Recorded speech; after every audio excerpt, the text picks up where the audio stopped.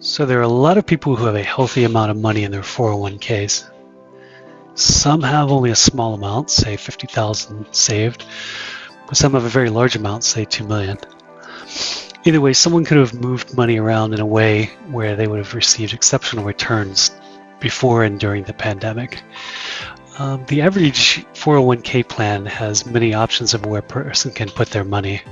They can put money in very safe funds all the way to very high risky, high growth funds. There's typically also a fund based on municipal bonds, which is quite safe. So just to simplify this, I'm only going to talk about the S&P indexed fund and a municipal bond fund. Both of these are typically a choice in a 401k. So just a short while before everything started shutting down in March of 2020, the market was at a very high point, at its highest point. And then when the crash peaked, the market had a very low point at the end of March. So if somebody had all their money in an S&P indexed fund in their 401k and moved all that money over to a municipal bond fund at the right time, and then at the bottom of the market, they would have moved their money back into an S&P indexed fund from that bond fund, from that muni bond fund. They would have scored much bigger returns. So let's see how big. So on March 10th of 2020, the market was at a high, the S&P was at a high of about 3380 and 16. So 3,380 and 16 cents. And then it began to drop, and it bottomed out on March 16th, 2020 at about 2,304 and 92 cents.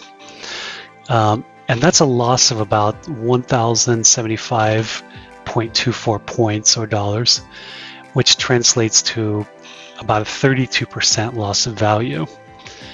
But then it recovered to that previous level on August 17th of 2020. It was slightly above that point at 3397.16. So it just at the close of that day, it was just slightly above. So basically the same level as it was on February 10th. So again, February 10th of 2020, it was at a high and began to drop the next day. It spent time all the way to March 16th dropping, so a little over a month. It bottomed out on March 16th. And then 5 months later, on August 17th, it reached the point to where it was at when it was at its high previously, a few months earlier. So it only took about 5 months to recover completely. And at the time of this writing, today is March 26, 2021, so a year and a half later, the S&P right now is at 4,200. So these are going to be the numbers I use to check things out. So let's say there's somebody named Jane, and she had $100,000 at the beginning of February of 2020 in an S&P indexed fund, and she moved all that $100,000 into a municipal bond fund on February 9th, just before the drop started. But let's also say there's a guy named Steve, and he had $100,000, and it was in an S&P indexed fund, and he left it there. So at the bottom of the market at the end of March, Jane would have $100,000.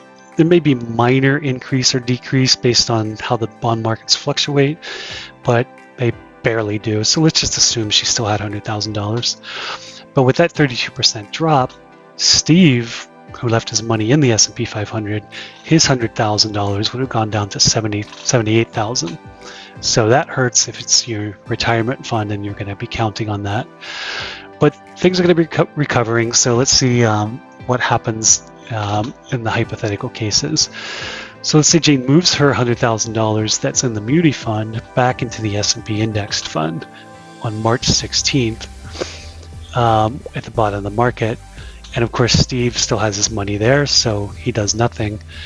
So on August 17th, when everything gets back to where it was before the drop, Steve would have recovered his $100,000, so he would have recovered the $32,000 to get him up to $100,000 where he was before, maybe slightly above.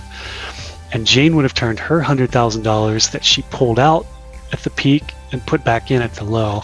She would now have $146,000. Again, that's at August 17th of 2020, just 5 months later.